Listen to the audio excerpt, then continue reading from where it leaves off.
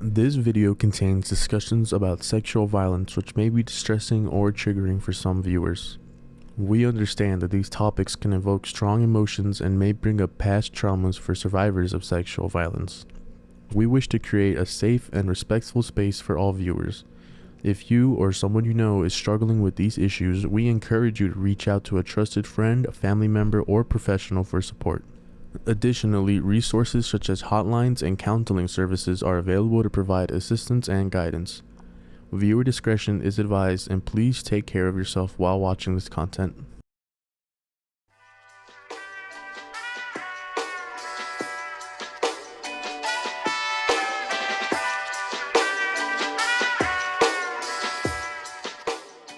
Hello everybody, my name is Alex and welcome to the 10th episode of our podcast, Reframing Modern Medicine. Our mission is to bring awareness on the evolving treatment choices for the human condition.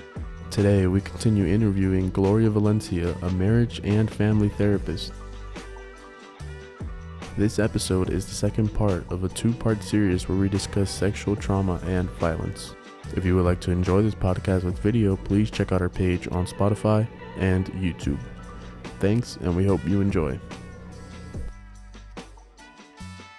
Okay, so then moving forward, now that we've figured out that, or that we understand that now over 50% of women, and then 1 in 3 guys have been through this, what do we do? What can we do? What can help? Because I know of a few things, like I talked about, the touch, right? There's touch. When I touch certain people, sometimes I can kind of feel it. I mean, I could see by their physical appearance, but then, the way they are so tense and so tight, it's unnecessary. I'm like, what is going on? Something is going on. What happened?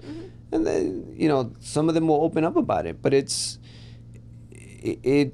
like, these are the things to me that I'm not sure maybe that I'm doing the right thing or I'm not, because I know that I when I was taught massage, because I know massage helps as well, there's a way to approach it. My massage coach would always tell me, Eric would say, if you're gonna sit there, you got to be very careful.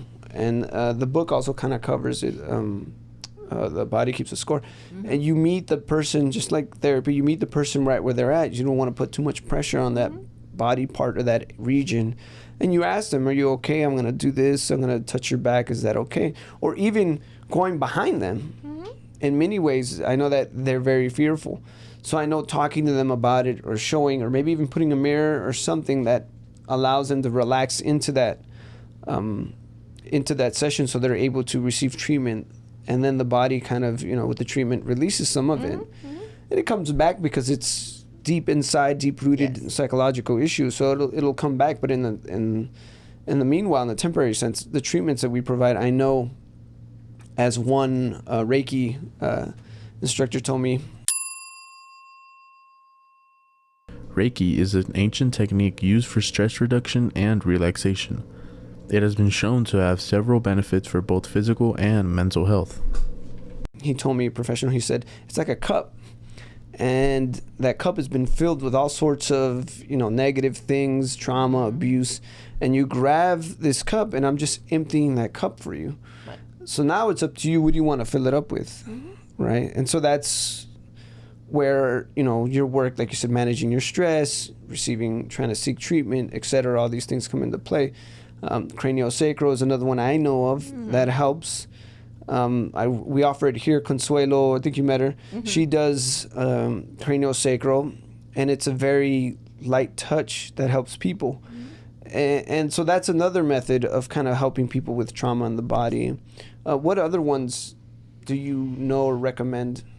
Well, one of the things that I do with my clients, I always recommend that they do body work, right? Yoga, Reiki, to reconnect with your body, right? Because the body keeps score. It keeps memory. The same way that we remember things, our body remembers things. That's why you have the flinch when you're going to touch somebody. That's why we have to, when I do energy work, I always tell people, may I touch you? I ask permission.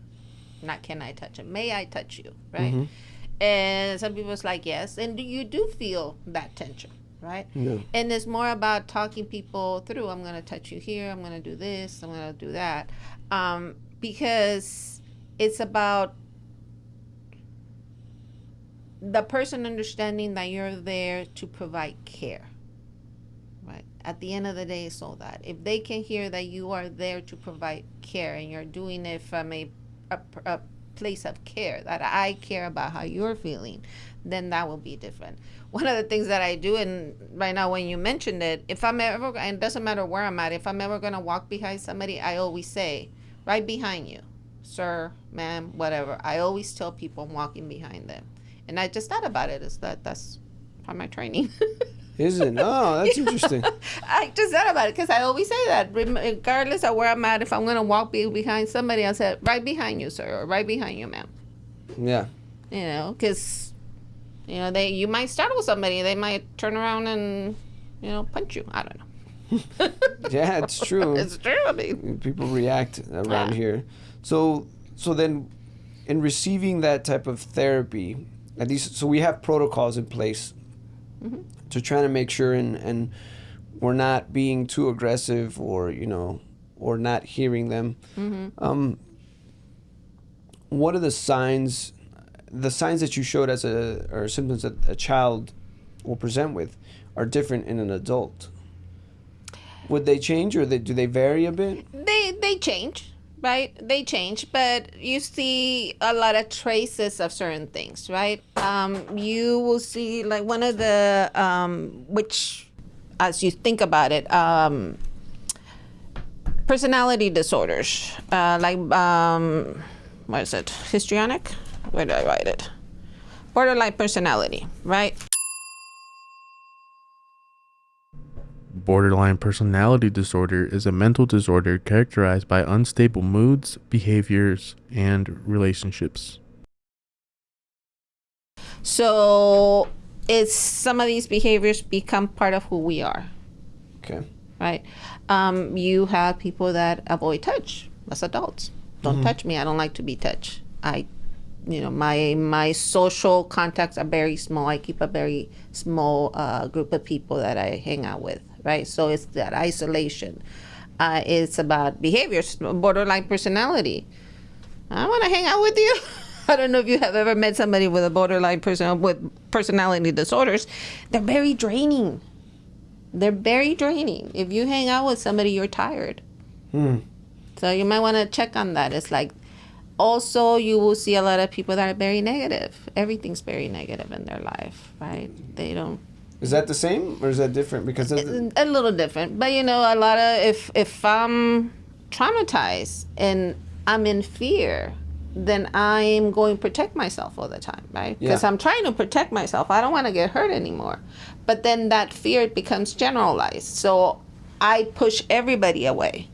I can't trust anybody. It doesn't matter who you are.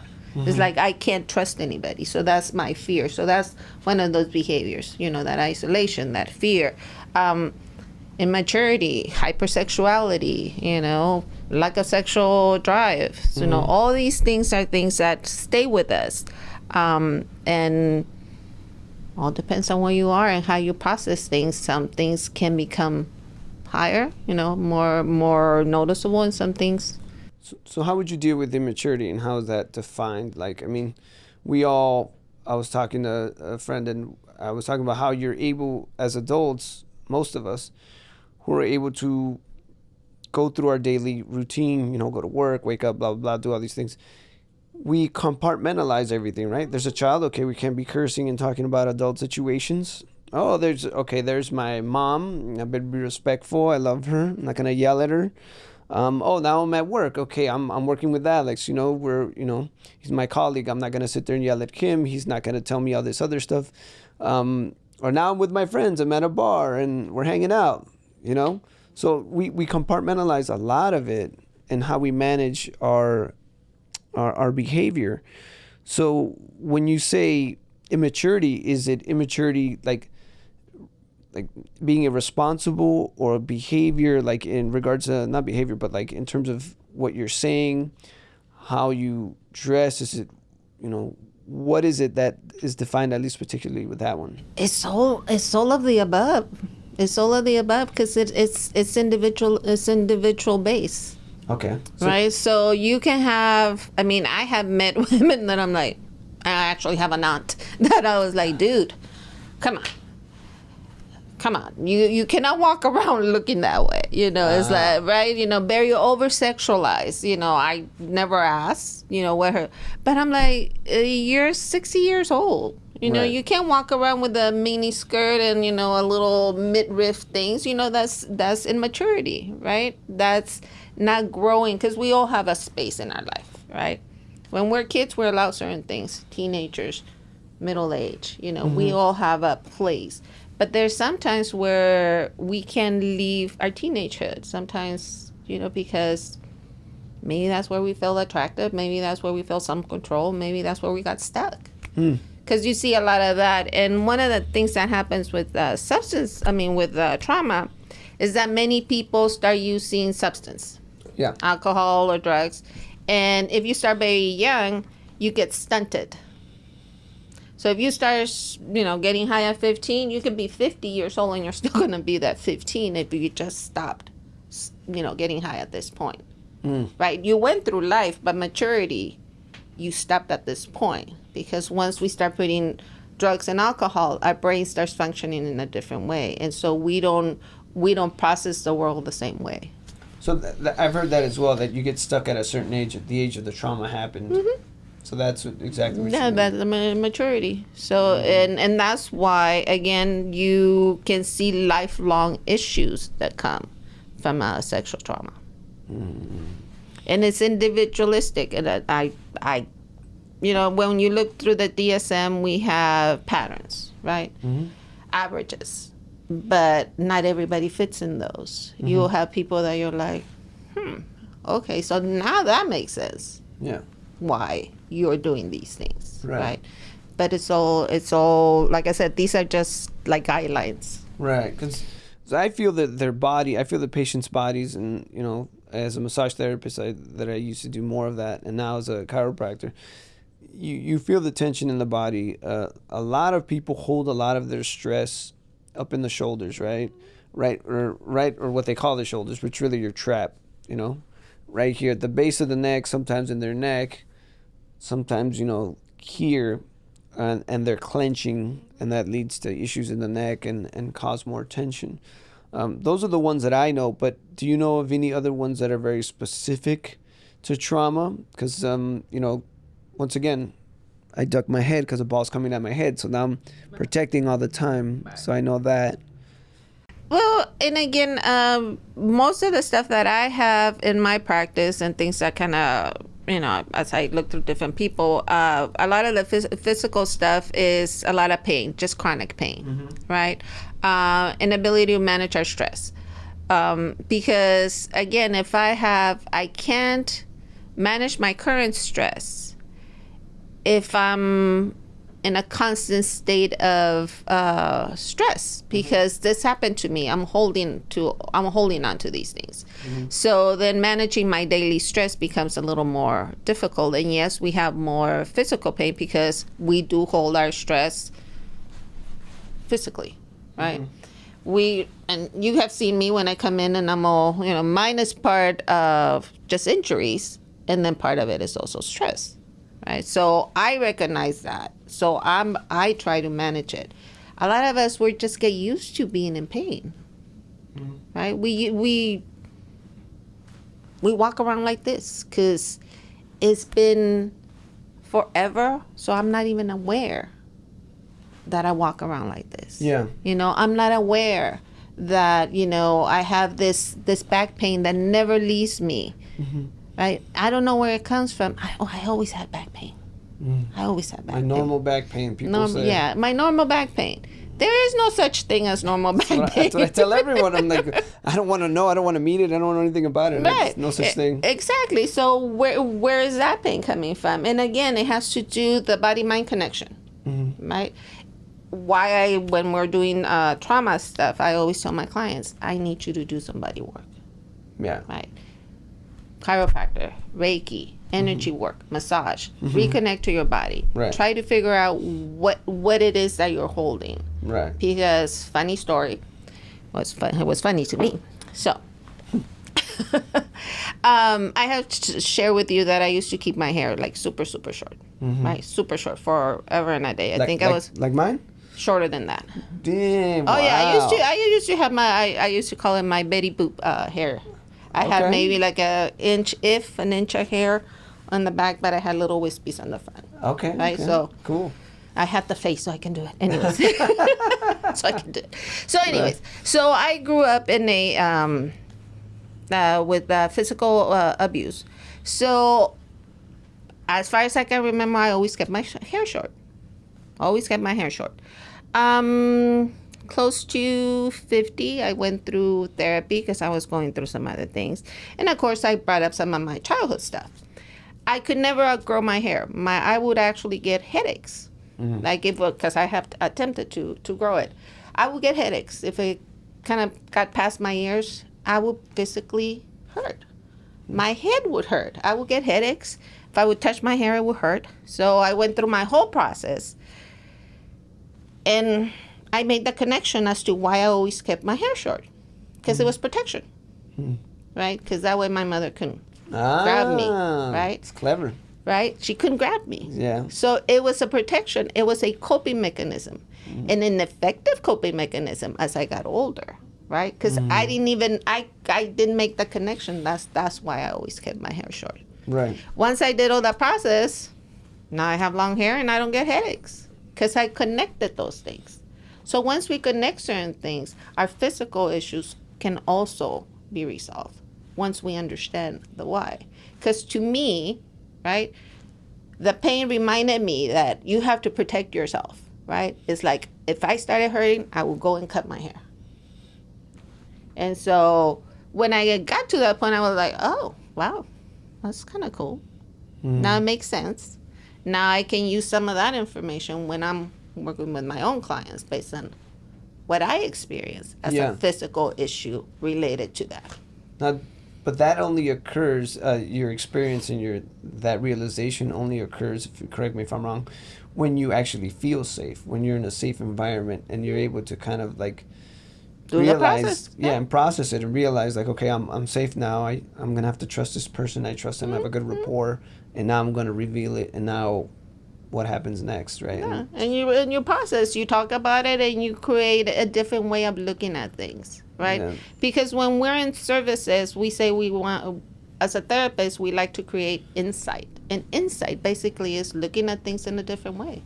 Is that the aha moment? The kind of a little bit of that? Yeah, a little bit of that, right? I love those moments. Yeah, because if you think about it, it's like, oh, I never thought about it that way, right? Yes, and you're like, ooh, this is a better way of doing this. Right, exactly. Right. That's like these stands. Oh, this is a better way of doing it. Yes, exactly, right? The light. Exactly. And then it's like, oh, okay, that makes sense. Yeah, absolutely. Right? So this is going to be an easier process because now I have the tools that I need to make this work. And that's what insight is. What are my tools? Right? What kind of coping mechanisms do I need? What kind of lifestyle changes do I need? What kind of barriers and boundaries? Because sometimes we do have to put up a barrier, right? Right. You know, who's my support system? Because sometimes it's as easy as that. It's like, who's my support system? Do I have one?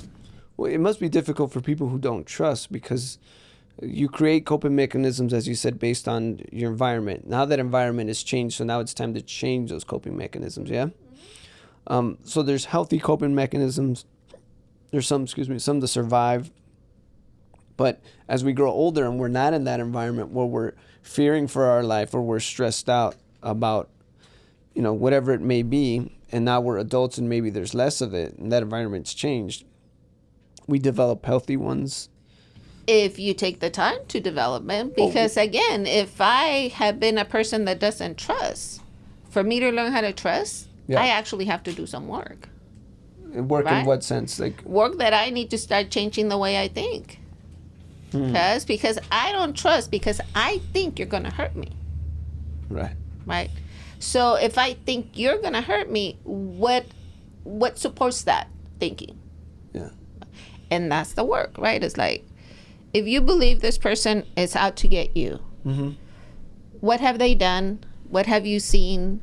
Is this things that maybe reminds you of something else that happened to you before? Because a lot of that fear is you're being triggered. Yeah. Yes. It's not something that's actually happening now. Yeah. And that is about insight. It's like, okay, question myself. Why don't I trust Alex? I don't know him. I never, he's never done anything to me. So why don't I trust him? Right. And if I make that question and I sit there and I'm able to go through the process, then I would say, well, actually, he's never done anything to me. I have no reason not to trust him. But my experience tells me that I shouldn't trust men. My experience tells me, right? Yeah. And so how do we change that experience? How do we create new experiences? How do we do that? Tell me the secret. The work that I still haven't found the secret because, I mean, again, I have told you sometimes I'm in session, I'm like, this was such a great session. And the client's like, yeah, okay, whatever. And sometimes it's like, and they come back, it's like, I thought about it. Makes me laugh when people tell me, I hear your voice in my head. Yeah. Oh. I don't know why. I hope I'm playing good things. Like Jiminy Cricket? Right? And it's that. It's just creating the opportunity to people to go in a little bit deeper, think about things differently, look at your perspective, right? I love it when people tell me, it's like, oh, I never thought about it that way. Yeah. We all want the life hacks. Come on. Yeah, there's no life era, hacks. Right? This is the era of hacks. I know. Give me the hack. I need to get to this. I got work. I got stuff to do. Blah, blah, blah. But see, and I think that's the problem. We want hacks for everything, but we don't want to do the work. Yeah, that's very true. It's common. All right. Well, I mean, in some cases, like grieving, I was learning that grieving from a relationship is one of those things. Grieving from a loss, family loss. Grieving from different things, and I was like, oh, I never looked at it that way. Yeah, losing a job. You grieve over losing a job, right? Losing a relationship, losing a loved one, losing a pet, losing your keys. Yeah. I mean, it's yeah. Losing my mind is what's going on. It's there. like, oh man, I had that keychain forever and it's gone. Oh right. Yeah. That stuff. type. I thought you meant I lost it. But and again, it's when we talk about generalizing, is that we take one experience and then we assume every single other experience is going to resemble that one. And that's the generalization. Anxiety it's a good way because we all feel it. Anxiety is a normal part of what we do, right? But then we can remember panic attacks. That's the extreme anxiety, right? Yeah. We can also say, okay, I hate talking in public. But you have only talked in public once. Now you're generalizing it that you can never be in public again. Mm-hmm. Right? So it's kind of that, building your spaces where things go. Yeah. So in the book, the Body Keeps the Score, they talk about flooding and then the CBT therapy. And the flooding, one of them is you just expose a person to whatever it is that's causing them the trauma. Mm-hmm, mm-hmm. And you just you put them in front of, let's say, an elevator they're scared of, or a dog, or whatever it may be, and you just leave them there. And it helps lower the anxiety that in some people, after an exposure, a certain amount of exposure to it, and it lowers it. But the author says it doesn't really change the fact that they still have that fear. It just brings the anxiety down temporarily, at least in that situation. Yeah. There's been some new thinking about exposure because it's true. I mean, again, I can only use myself as an example. I'm afraid of heights. I don't like heights, right? But I have made myself get in spring. What is it? The desert. What's the name of that town? See, I told you my brain's not working today. Desert around here? Yeah. They have, you go up in the to the springs, the hot springs, or which one? No. It's Palm Springs. Palm Springs. Yeah. So Palm Springs, California. Right, in California. So Palm Springs, if you go, there's you can take like a trolley that takes you up to the top. I think that's Mount Jacinto or something like that mountain. Yes, San Jacinto Mountains, right? If you're on the bottom, you see this basket. Yeah. Right? You see it go up, and at one point you can't see it because it's so high. Really? Yes. Oh, that's fun. Right? My ex-husband, my children, I'm like, well, we're doing this. I'm doing it. I did it. How was it? It was horrible. Anxiety? And I will do. Oh yes, I mean, I thought I was gonna die because Why? seriously, because it's that fear, right? I have no control. So, and then this basket, that's a 360. So as you're going up, it's turning, so you see everything, right? No way. That's so cool. It is cool, right? Sure. Not for me, it wasn't. I'm holding on to the middle, and I'm holding on to dear life. People are kind of looking at me. My kids are making fun of me. Marius just rolling his eyes, and I'm just holding on to this thing. I was the first one to get out of that thing. I enjoyed what I was up there, but coming down, I still felt the same thing. Yeah. Right? If I go on and again, I'm going to feel the same thing. My anxiety is down, but my fear isn't gone. Right. I see. My sister goes through that as well. We were headed to El Salvador with my mom, and she's on the plane, and they hit turbulence. And so the plane's like bouncing around, and she grabs my hand, and she's like, oh my God, hold my hand. I'm like, yeah, what's going on? We praying? What are we doing here? And she says, no. She says, oh my God, aren't you scared? And I looked at her and I said, you know what? No. I go, yeah, you feel a little moment of like, oh, what was that? My stomach went into, went up to my throat for a second. But I'm like, I look at it as a roller coaster ride. I told her, if you really think about it, it's a roller coaster ride. I've gotten on many times. Every time I've gotten off, I go, and let me let you in a little secret. More than likely, if we don't get off this ride, it's gonna be done in an instant. You're not gonna be even fighting for your life. It'll just be like it'll be gone. I go, maybe in the water, but even then, I go, it'll be done. It'll be over. I go, so I'm like, I'm still here. And then she's like, she was breathing. She's like, that's a good point. Exactly, right? She thought about it differently. Exactly. Yeah, so she calmed down a little bit more. That eased her a bit. And then I told her, we just need to play cards so you can stay distracted. And so we continued playing cards. And it worked, at least for a little bit. But like you said, it lowered the anxiety. It lowers the anxiety, but the fear is still there. Yeah. And, one of the things that they're doing now that I really like is new training. Instead of the exposure for trauma, there is EMDR. And EMDR? EMDR, it was rapid eye movement, but now they changed some of those things. Yeah, they talk about it in the book too. Yeah, so now they changing, you actually do like little electrical shocks is how you, instead of the eye movement. And what that does is that it's working with your brain to reshuffle your memories so that they're not as traumatic, right? Because when we have a traumatic experience, we have one pathway. Our brain always goes to the same place, right? Yeah. That's why many people tell you they feel like they're reliving the moment. Right, they experience everything. They experience everything. It could be the physicality, everything. They experience everything like they're in that moment, right? And so with EMDR, what they're doing is that there's minimal talking. You set up the process with your client, but you're not talking through any of it, right? And so what they do with the electrical shocks, you're in that process. A clinician kind of moves the electrical shocks. Well, that question, it sounds like it's like you're wearing a dog collar, and they're like, I know. They're like, that's what I thought. They're like, Alex, don't look that way. They're like, oh, okay, then I'm okay. So now, well, in Mexico, they used to have these things where you used to shock. Oh, yeah, that's at the park. That was here. Okay, so it's kind of something like that. Yeah. But now they have two little things, and you either hold them in your hands or you put them under your legs. So it's the same game. It's the same kind of game, right? So what you're doing as a therapist, you have your client thinking about what happened. The sexual abuse, the beating, whatever it is that happened, right? So they're thinking about this, and as they're thinking, you keep changing the charge, the intensity.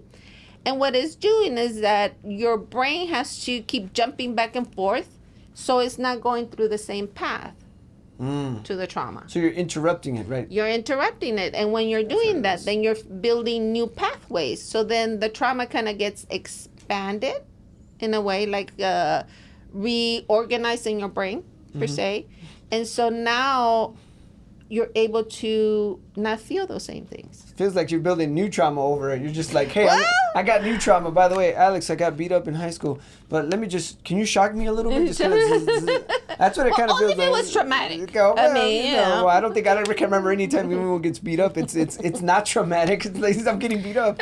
No, but actually, I did some training. I'm like, this is super, super cool.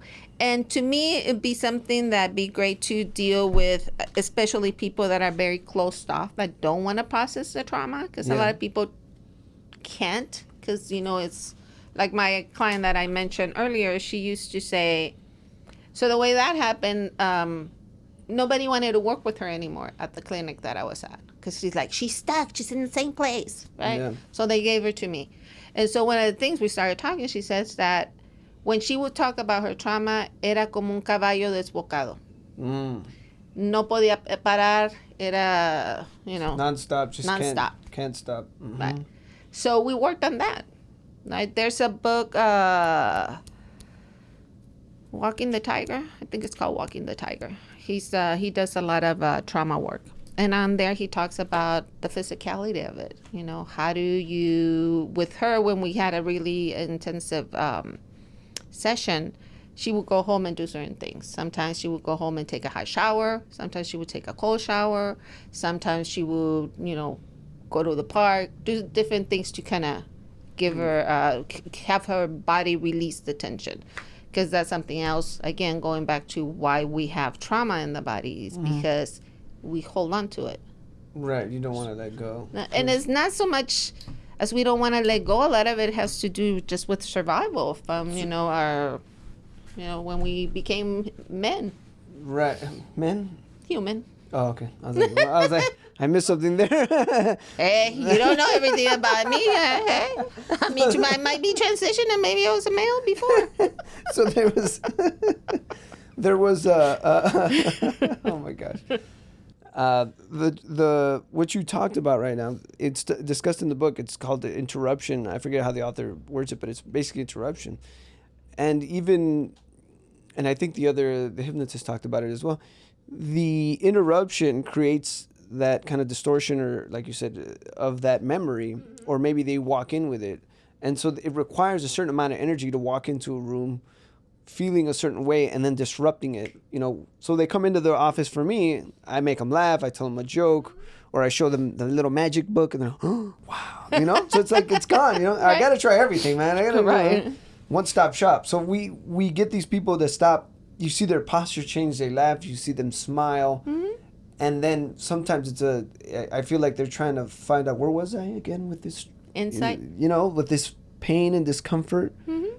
And then, like you said, it's that moment of like, oh, okay, I don't have to feel that way right now. Exactly. And then they let go. So can I just take someone to a comedy show and be like, come on, let's go, Sometimes.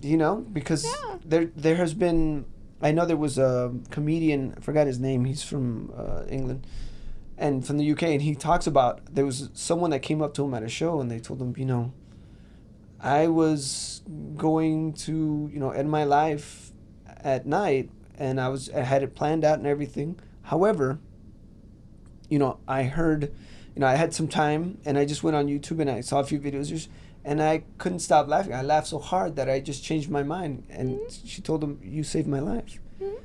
And I thought to myself, that's amazing. And he said, who knew that the thing that I like to do, that I'm doing for fun and now I'm making money, could have such an impact on a life? Yeah.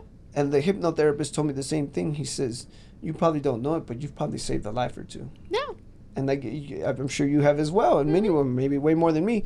And you don't realize that it just requires that little interruption. Mm-hmm. I mean, that's really what it is, right? Yeah, it's an interruption. And it's funny because, again, in this field, as I stated before, I started working with the chronically mentally ill. So we had a lot of people that, I'm going to commit suicide, the suicidal ideations. We had, and I had one client, he was hilarious though. He was telling me he was very religious. So he was trying to find a loophole, right? Yeah. Yeah. Right. And it's so, and that was, he was, again, I have a different take. When somebody tells me that they're suicidal, I usually don't panic. Mm-hmm. Because most times, at least in my experience, it's a cry for help. It's not somebody saying that they're actually going to hurt themselves. It's a cry for help. They want to be heard. They want to talk to somebody. They want to feel real. Yeah. Right? And like this guy, you know, he heard something funny that maybe in his mind is like, so what's my deal? Yeah. Right? What is my deal? Because a good comedian makes fun of just normal everyday stuff. Yeah. That bothers all of us, right? But then when you look at it, it's like, yeah, that's true. Why am I stressed? Like, why is that bothering me? It requires energy and effort. But when you start looking like because it takes a lot of energy to stay mad. It takes a lot of energy to be sad. It takes a lot of energy to just be in a bad mood, right? But when you recognize that, it's like, do I really want to waste all my energy on this when I can be doing this, right? Yeah. And again, it's what kind of changes do I need to make? You know, do I listen to? I always tell my clients, if you're depressed, don't go home and play depressing music. That's just, you know, supporting what you're feeling. Yeah. Right. Yeah, they talked about that exposure to. It sucks because I like that sad music too. So I'm like, so what do? Don't listen to it? I mean, well, it's sure, when you're happy, you know, because estás ebrio, quieres, you know, darle la adiós a tu last lover, whatever, you know, whatever. Not like that. But yeah, I know what you mean. But you know, to say that, if I'm already in a bad mood, if I'm listening to just depressing music and, you know, lost loves and all that good stuff, or, you know, watching things in the TV about crime and this and that, well, my view of the world is going to be pretty much based on those negative things that I see all day, because I assume that's how that world is. Yeah. Generalization. Yeah, that's true. And so there's a little passage. I feel like I'm in some sort of Bible study. But I found something kind of cool that a friend sent me. She's so cool. It's labeled, it says, "You are a badass." It says, "Nothing in this world is permanent, including our stories. Yet we try to hold on to them for false security, which ultimately leads to sorrow and loss. Be willing to let go. Keep reinventing your story as you continue to grow." When I read that, I was like, man, that is so cool. I'm like, I think I'm doing that. I think I am. However, I hope everyone else does. And it was such a powerful message, because this is exactly what we're talking about, is like, we have all this trauma wherever it may come from. You may be holding it in your body. You get it out of your body. You have a moment. We interrupt it, right? The body feels better. And you're like, yeah, look, I feel so great. And then a couple of days later, it comes back. You're like, why is this happening?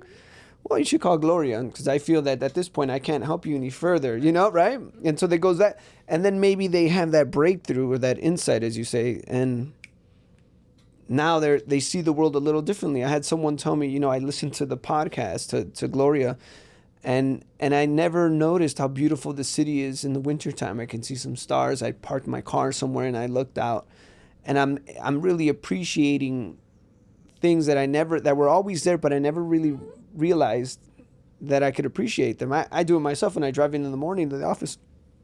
The sunrise is beautiful, and it's always a little different each time, just slightly. Clouds, maybe there's less clouds, more clouds, or the different shapes, and it's so amazing to see these things, but you don't recognize them when you're so, you know, kind of like tunnel vision with your life and your trauma, and you don't realize that that's even possible. Many times, you think that this is the world I live in, I have to go through it, and that's it. So behavioral, you know, the talk therapy that you do, we've talked about, you know, massage, craniotherapy, energy work, Reiki, right? That's another yoga, having some disruption in it, at least for a second, so you can get some clarity for a moment. Do you feel that it requires that disruption, perhaps? Because, for example, if I'm depressed or just down, or because of my trauma or whatever, and you come to me and you're like, you know, what's wrong? Well, you should, you know, consider X, Y, Z. Would it be better to do it when there's a disruption? Because then for that moment, there's like a moment of a window of clarity, and maybe it'll sink in a little deeper versus, you know, trying to. Well, the perfect example with your sister. Okay. Right? It's like she was in the moment. She was having that panic attack, anxiety, fear, whatever it was. Yes. And you were able to offer her a different perspective, right? You didn't say you're crazy. You didn't say, oh, you're wrong. You're just like, well, this is this is a different perspective. What are you gonna do with it, right? It depends. For her, she was in a crisis, and it helped what you did. She was a right? little bit, yeah. So again, meet your coach, meet the person where they're at, right? If so, the other day my granddaughter is having a meltdown. She's 14, right? So her parents are all screaming at her. She sees me like, oh, she's like, no, and I'm like, oh, okay. Just kind of gave her a hug. It's like, I'm not gonna yell at you. I'm not gonna do all that because somebody already did that, and it's not helping. Right? Yeah. So what are we going to do? So we just sat there, I hugged her. We kind of did a little bit of energy work. I fed her. She was fine. That was the disruption that she needed. Right? Yeah. For somebody else to do something different than what was happening. So again, it all depends on how well do you know that person? And it's because I always say it's like, I don't know exactly to tell you this. Kind of pay attention and right. Well, I mean, I'm saying, you know them, Yeah. Well, it's because if it's the average person or a coworker or someone, like if I see Alex and I'm just like, Alex is a little down. Okay, I'll give him a little space. But maybe like I see that it drags on or I'm concerned about him. That's what I'm talking about. Those little windows. Because I mean, I've had my niece and she's crying and I'm like, my mom's on FaceTime and I'm like, ¿Qué tiene la niña? So she's just crying because she was being a brat. And I'm like, but are you okay? What do you want? Next time I see you, where do you want to go? Disneyland. I was like, hey, I'm not paying the money. Exactly. But yeah, so that that's different. I'm like, I can't afford Chuck E. Cheese. She's like, yes. I'm all right, good, thank God. Well, exactly, right? Yeah. So we'll do that. But I mean, in the case of like a coworker or, someone in that environment, is there... I mean, we all want to help. Obviously, you've told me before, we don't want to just like, interject in their life and be like, hey, this is what you need to do in your life. But if you see that, what's the best approach, I guess, for someone that is not that close? Well, and again, it all depends. Alex, you guys work together, you notice, and you might say, hey, I have noticed that. The change in behavior. Told me, yeah. Right? It's change in behavior. I noticed that you've been down. Is there something going on? Can I help you with anything? Right. Can I be of service? Right. Now, you should do this, you should do that. Because never be a savior. Nobody wants to be saved. Yeah. And actually, a lot of times that kind of comes out as you are diminishing them in a way. You're kind of saying that they don't have the skills. They're not capable, Yeah, you're not capable. So it's more of that, you have your clients that come here. I'm sure you have a certain people that always come and see you. Yeah. Right? So you have a more direct relationship with them. And this, a lot of the times how I say things like, I have noticed. Right. It sounds like, right? Because then I'm putting them on their space. Because again, some people might say, why? None of your business. Yeah. Right? Absolutely. You have had people tell you, it's like, no, I'm fine. They're not, but... So it's more of that being approachable, asking if they're going out. Now, and again, it depends on the relationship. With my granddaughter, I'm taking her to lunch, and this is going to be like, what the heck is going on with you, kid? Conversation, right? But deeper. The other day, it was more, she needed that support. She needed to feel that somebody was on her side. All it took was a couple of hugs. I fed her, she was fine. We didn't talk about anything other than what's going on. Yeah. Today, the conversation would be different. So how close are you to this person? Like my clients, they're my clients. We're not friends. We're not any of that. But a lot of times, just by talking to him, like, what's going on today? You sound a little different. Well, you're looking down today. Because I see my clients all the time, right? It's like, even the tone of voice, even on the phone, I can tell. Like, you sound a little bit different. What's going on? You sound stressed. Or you look like this. Oh, I have one client that she's always very nicely made. So when she comes in and she's not, it's like, so what's going on? Because that's a behavioral change. Right. Oh, so it's that simple. Yeah. Yeah, it's that simple, right? once you know your clients, it's like, okay, if this person's always comes in and they're really chipper and they're nicely made, and then on the next day they come in and they're just dragging themselves like, hey, what's going on? You look different today. Right? Right, absolutely. That makes sense. So then we can offer meditation, which is something else that we talked about that would be a good something in conjunction with therapy. You offer that, you recommend that as well, obviously, as well, right? Meditation is breathing exercise, maybe. It's some people don't like to meditate because well, first of all, people need to understand there's different kinds of meditations. Okay. Right? Because a lot of people, when I say, oh, you should try meditation, it's like, oh, I can't do that. I can't sit there and quiet, right? Yeah, it's everybody. Yeah. Yeah, and it's like, no, meditation is not being quiet or anything like that. It's acknowledging. Like, if you do a guided meditation, you're just listening to what a person is saying. So it's easier to get into that state because you're focusing on the voice, right? So if I'm doing a meditation with my client, I usually walk them through it, right?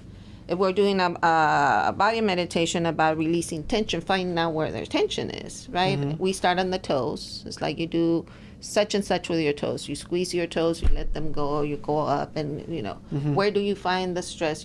How do you squeeze this? You squeeze your body, all those things, right? So I'm telling them, give them a certain amount of time. What do you feel here? What do you feel there? Yeah. Right. So that's a guided meditation.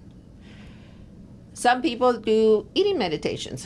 Oh. Walking meditations. Wait. Tell me more about this eating meditation. Again, if you think about it, when we eat, we just eat, right? Most of us kind of wolf our food down. Yeah. Eating meditation is that you're actually going to look at your food. You're actually going to see it, think about how it was prepared, think about how it tastes, paying attention to your food. The details of it? Details of it. How does it taste? How does it feel when it goes into my mouth? Do I like the temperature? Do I not like the temperature? Spicy? All those things, because what you're doing is that you are present in the moment. And so whatever is back there in your brain that stresses you can be there because you are here. You're here in this space. Yeah. Right.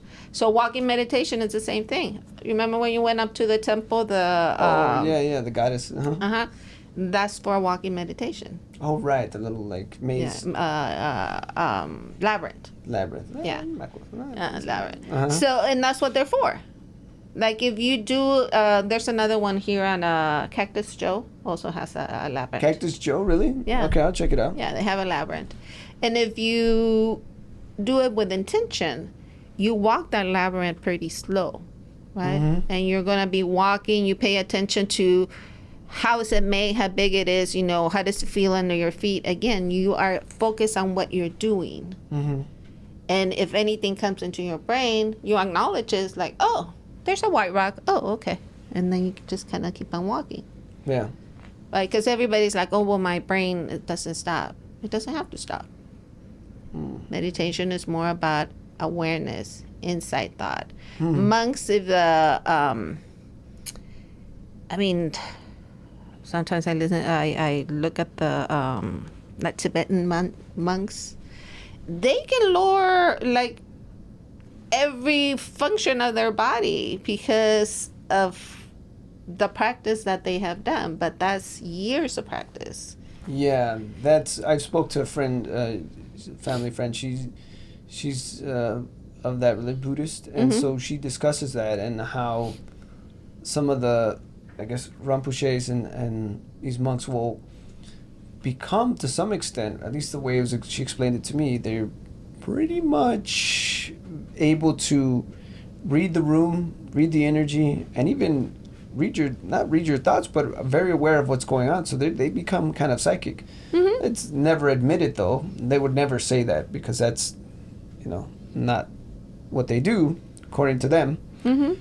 But it makes me believe that with training and dedication that we're all capable of this, which is amazing because no one ever talks about that and says well, you could be psychic if you wanted to. No one ever comes out and says it. I mean, I think it's amazing to even think that way. I mean, I know the CIA has run programs to study that.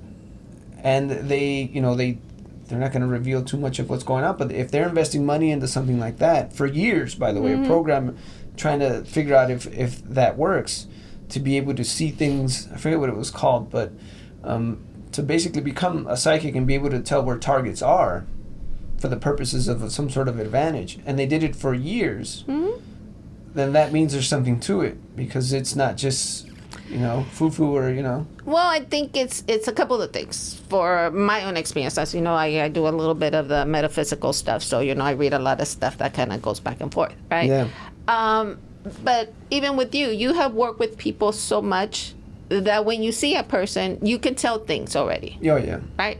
It's the same thing with me. It's the same thing with other people that are in this field. I'll have people, the minute they walk in, I'm like, okay, I already have certain things, right?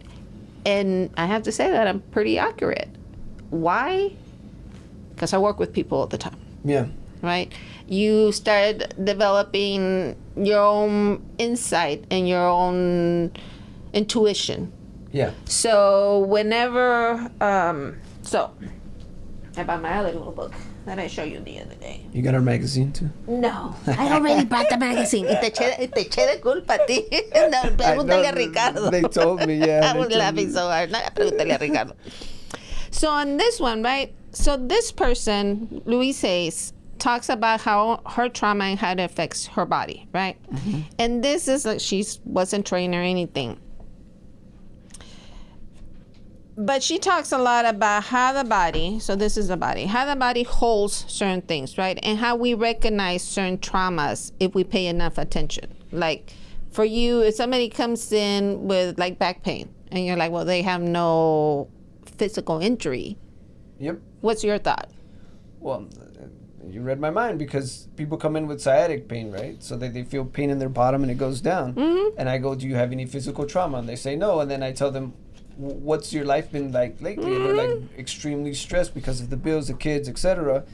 And then I go into this explanation. I told them, oftentimes we all live in this world and we think there's a lion on our back or a tiger, whatever animal that scares you, and it's on your back, and your body is starting to breathe shorter breaths, mm-hmm. because it's getting ready to exit and run away. Mm-hmm. The blood is pushed out to your extremities. You're ready to just get out of wherever the situation is. So what muscles are we going to use? The biggest muscle, the strongest muscles, our mm-hmm. glutes and our legs, leg muscles, and we're trying to get out of there. And so then we're done. But in today's world, we don't have that ability. So we're stuck in this room every day wherever we go, and sometimes it's on our upper back, sometimes it's the sciatic pain because you don't have any of what happened? Did you fall? Did you do nothing? Mm-hmm. There's no trauma, your back's okay, you're just really stiff and sensitive in these areas. I suspected maybe this, mm-hmm. not the answer, but a possibility, because it correlates with the amount of stress based on, it sounds like it's in line with this author here, right? Mm-hmm. Yeah, and that's what I mean. Are you a psychic because you're telling them all these things? No. But you recognize mm-hmm. patterns of behavior, mm-hmm. because we all kind of function the same way, right? Yeah. So we recognize patterns of behavior. I have a friend. She is a witch. She calls herself a witch. I swear, that woman can read anybody. You can walk in and she can tell you her life. Is she a psychic? No. Mm-hmm. But she's worked with enough people mm-hmm. that she can tag things, right? The same thing with you and the same thing with me. We start working with so many people that we start learning about. And the more that we learn and the more that we study, yes, we are. That's why a lot of, like I said, it cracks me up, because a lot of the metaphysical stuff that I'm reading is being written by mental health professionals. That's cool. Yeah, because we're finding that this whole mind-body thing, mind-body spirit, the my third eye, right? Intuition. Yeah. A lot of the times that I do is intuition, right? It's like, oh, this feels this way. The gut. Yeah. It's like, gut. This feels this way. This is kind of guiding me to say these things, mm-hmm. right? And it's intuition. When I have, like I said, this lady that I know, I'm like, dude, how do you do that? She's like, oh, I don't know. She's like, just She's been doing it. She's been working as a witch for what, 30 years? Working. Yeah. Working witch, huh? Yeah, working witch, and she makes really good money. I want to be a witch. Yeah, nice. Oh, seriously, she makes some money. It's like a consultant. That's cool. I mean, and she has people. She has judges that use her services. So a lot of the metaphysical stuff, you know, we used to call it witchcraft, but it's not. A lot of it has to do with, again, you know, painting a picture different than what people, you know, like when I make a, do you have a, ¿cómo se llama? Un talismán? Like a, there you go. Why do you wear that? Because to me, it's just, it's in line with kind of what I believe is going on in this world, at least in my reality. And it's a representation of that. And the lady that sold it to me told me it's lucky. So I was like, There you "Alright." go. See? And so we do those kind of things, right? We create practices, we create rituals, we create different things that are kind of tying to the unknown, because again, a lot of the stuff that we experience, we really don't know what it is. Yeah, I think I see what you mean. Where the hypnotherapist was telling me, he said, you know, you also are telling people as a clinician, as a healthcare provider, we're giving information to the patient. And so if we give them good news, their tendency is to want to perk up and like, oh. And he told me, I was watching you as you worked on my wife. And I told her, oh, yeah, it's not that bad. You're going to feel a little better after this. And he said, I saw her posture get better. I saw her smile. And she's like, oh, okay, great. Yeah. You know, she was a little nervous and concerned. And, you know, that in itself, he said, got her instantly to start to feel better in her mind. So that helped and eased everything else along the way. What is it?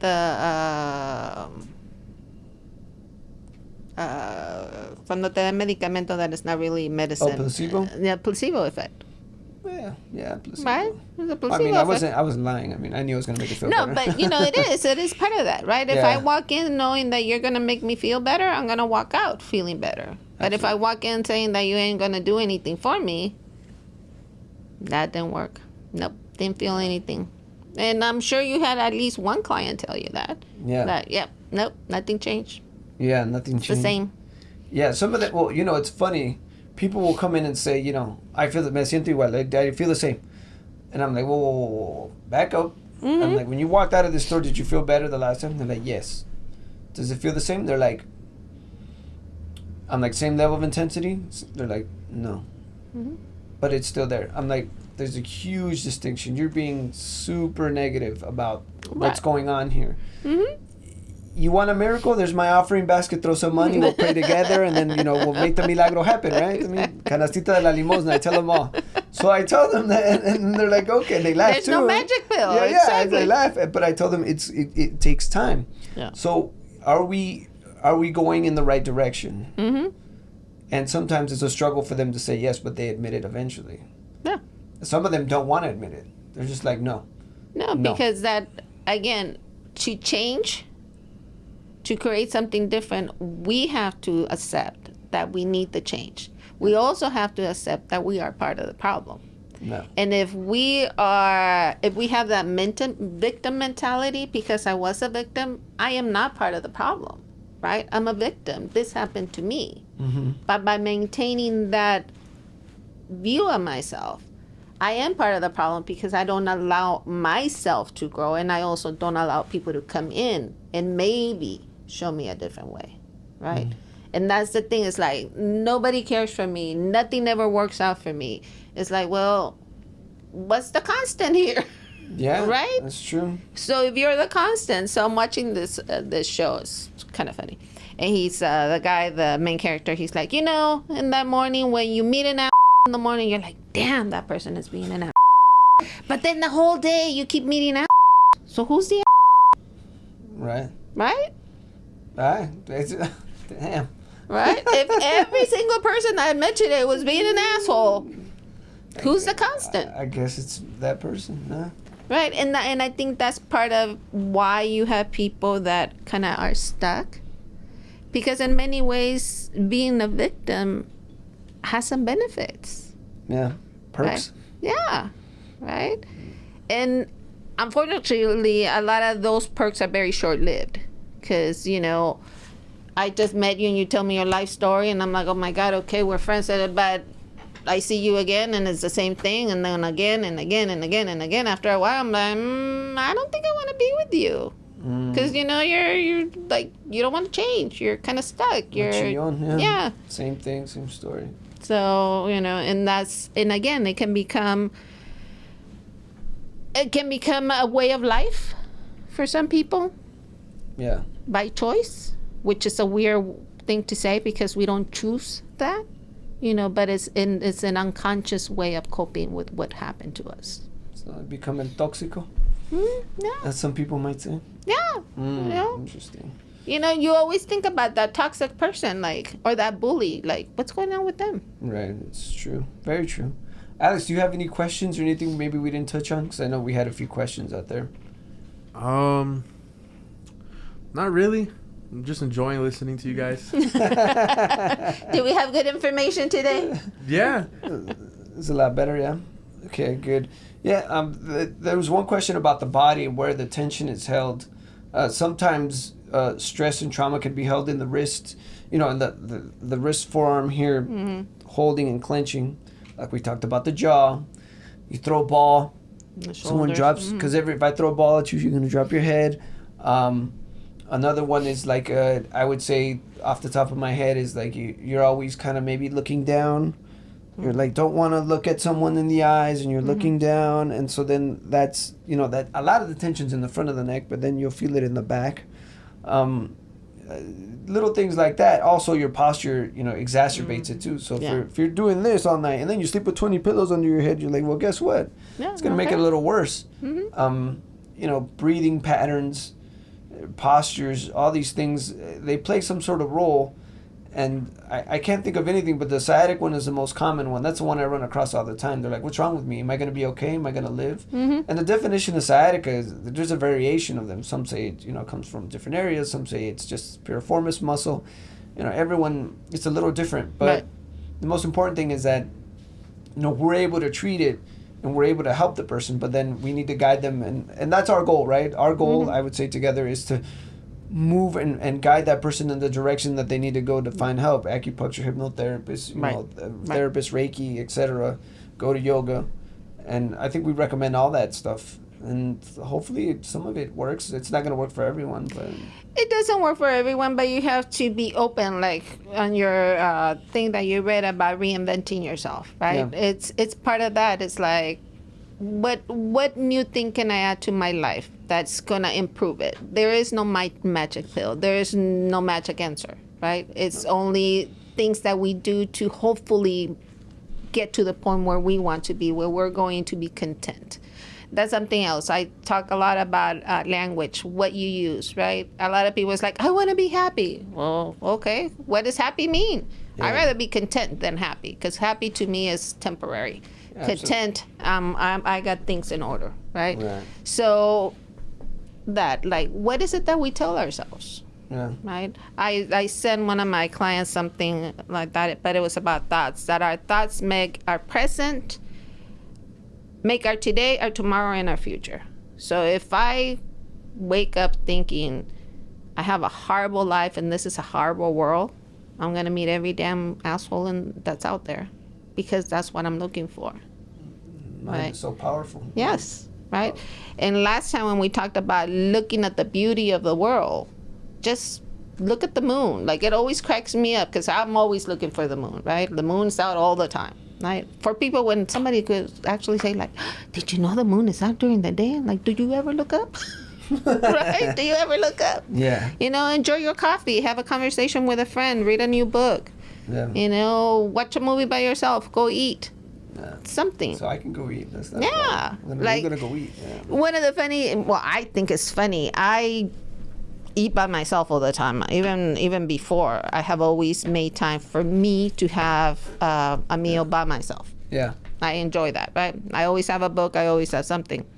Yeah. And that makes people very uncomfortable. Right? And whenever I hear this, that's because you don't like to be alone. Why? Yeah, this is true. Yeah, I've encountered a lot of that. A lot of people feel they need to be talking to someone or around someone and engage with someone. I see enough people, so maybe that's my issue. Yeah, too. well, and I think for us, like I said, when I get home, especially if I had a day with 7-8 clients, I don't want to talk to anybody. I need some time to decompress, right? But doing this, Yeah. this is pretty cool. This is reinventing in a way what I do. I've never done this before. This is fun. Something new, right? Doing my little side businesses, you know, like you said, yeah. those, all that stuff, right? It's new stuff. I didn't do a side business because I was afraid Yeah. I'm gonna lose money, Everyone's fear that. Yeah. right? So face your fear. What is it that you want? Add new things. Get rid of the stuff that doesn't help you anymore. Yeah. Because that's again how we stay in our trauma, right? Yeah. Because we can. There we go. Because we can move past. Yeah.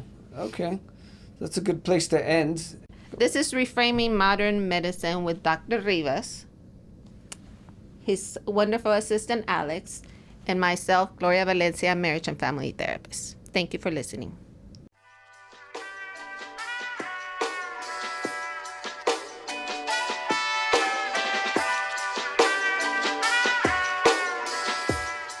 Thank you for listening, and we thank Gloria Valencia for coming onto the podcast.